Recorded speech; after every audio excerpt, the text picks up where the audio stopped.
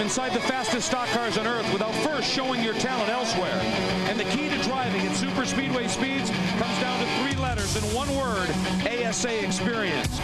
Some of the top drivers in the world honed their skills in the no-holds-barred world of ASA. Mark Martin, Rusty Wallace, Johnny Benson. And what they know, they owe to their years on the short tracks. But it's not only veterans who have graduated with an ASA diploma. Young guns like Matt Kenseth and Jimmy Johnson also prove their skills in ASA. They know that if you believe rubbing is racing and you want to learn close quarters combat, ASA will show you how week in and week out. Pit stop precision and race strategies are also part of the ASA curriculum. And lessons learned are victories earned. Winners are forged in the heat of competition, and ASA can proudly boast, we build champions. Their latest graduates to the upper echelons include last year's series champ, Joey Clanton, and 2002 Rookie of the Year, David Stremme. Who will emerge as the next shooting stars from the ASA galaxy?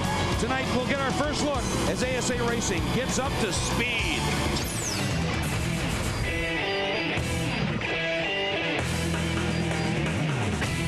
Welcome to Lakeland, Florida and USA International Speedway for Speed Channel's live coverage of the opening round of the American Speed Association's 36th National Championship chase, the Jani King 200. Let's move down into pit lane. Field funneling out of turn 4, brought to the line by Mike Garvey. Ladies and gentlemen, we're racing!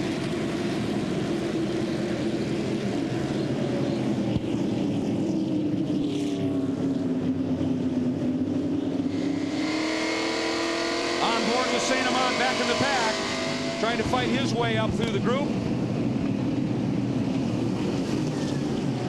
Out of the final turn, on to the front straight. Good run already, a nice start by Garvey.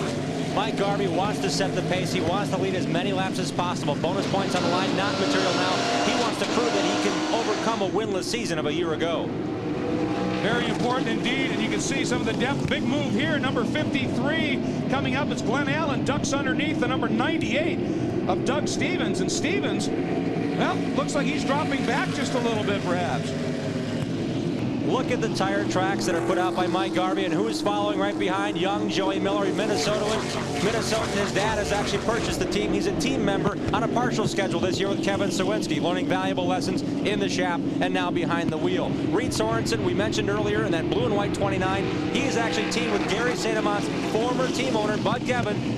Automotive Promotions now the team owner of that young man's efforts this season. And look at the move right here. Sorensen puts a nose underneath the 63 of Pyle. He's alongside, heading down into 1. See if he can stick inside or whether that outside groove is going to work. Looks like it works for Sorensen. Behind him is Glenn, and coming along now, here comes 52, Butch Miller. Miller ducks down underneath as we hop up front with Garvey.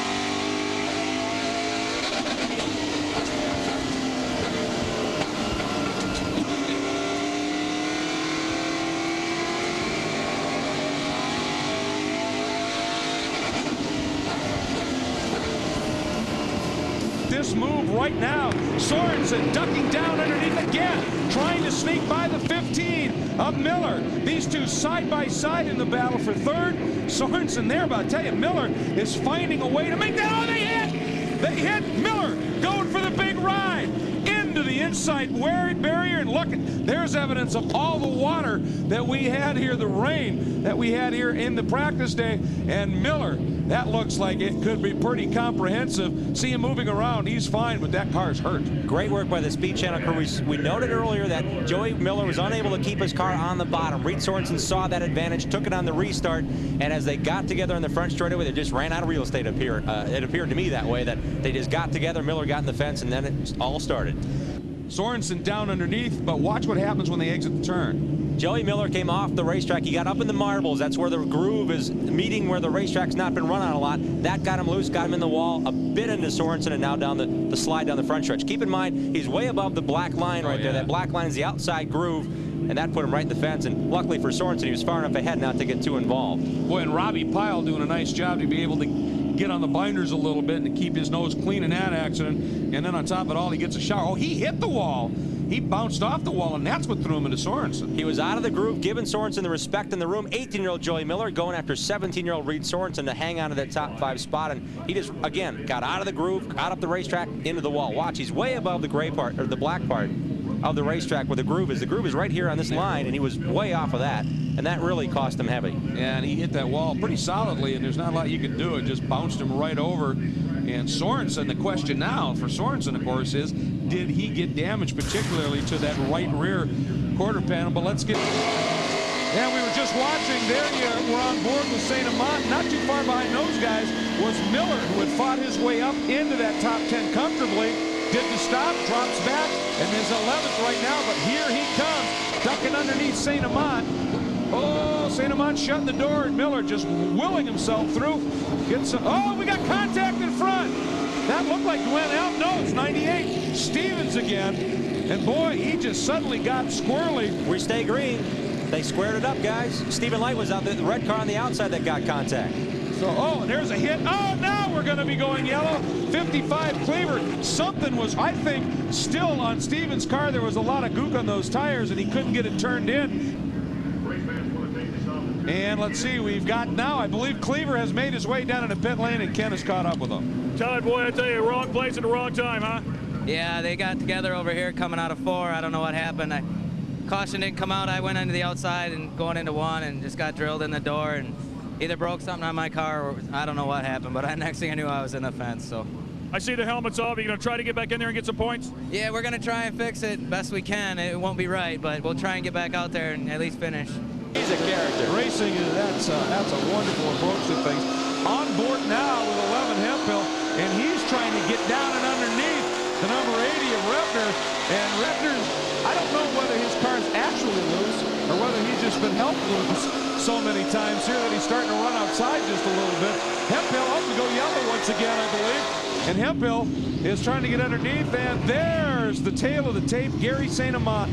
Boy, you don't see that very often from this very successful and cagey veteran. And he is up to 71 is involved as well, of Brett Sontag, who've been running. Oh, look at that.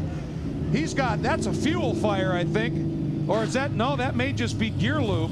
He made contact with another car in turn number 4. It was after the fact. Oh, my goodness, look at that fire billow up. That looks like fuel to me. That's not an axle seal. He's got fuel burning right there. Brett, get out of that race car. Well, I tell you what, that onboard fuel system, or that onboard fire extinguisher system, did a heck of a job. He hit the button, and you can see it doused it immediately for a moment. Here's the onboard replay.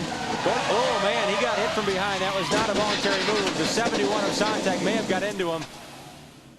There's no way Gary St. Amant had any car trouble whatsoever. It was from behind, and St. Amant is not too happy right now. The Sontag's car was pretty lit up. Now watch this.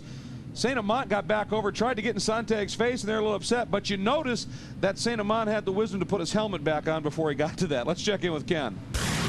Gary, pretty tough incident out there. What happened? Well, Ken, you know, I didn't know what happened. He hit me once before, you know, a couple laps earlier, and he just drove her in, you know, right into the back of me. And I thought I'd find out, you know, what he had to say. And I can't believe he told me he lost his brakes. You know, I told him, you know, I said, yeah, you lost your brakes, all right, trying to use me as your brake, and you know, you need to park it when you lose your brakes. But I just feel bad for Frankie and Augie. You know, these guys work hard and got to rebuild another race car. But you know, we'll get to Houston. We'll get after it in Houston. What a great start to the season, a great introduction of ASA racing, short track style on Speed Channel. Butch Miller made the move, and made the move of the race on that restart. It really paid off. You got it. Here we go. Coming out of the last turn, white flag flies, 1 to go. 1 to go, and Miller holds the point.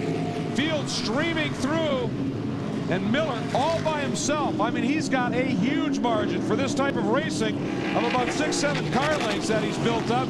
Then it's Sawinski and Sorensen. They too have a big margin built up over Kittleson. Out of the final turn, and Butch Miller, full season ride. He starts with a win, and that may be the start of a march toward his 4th championship.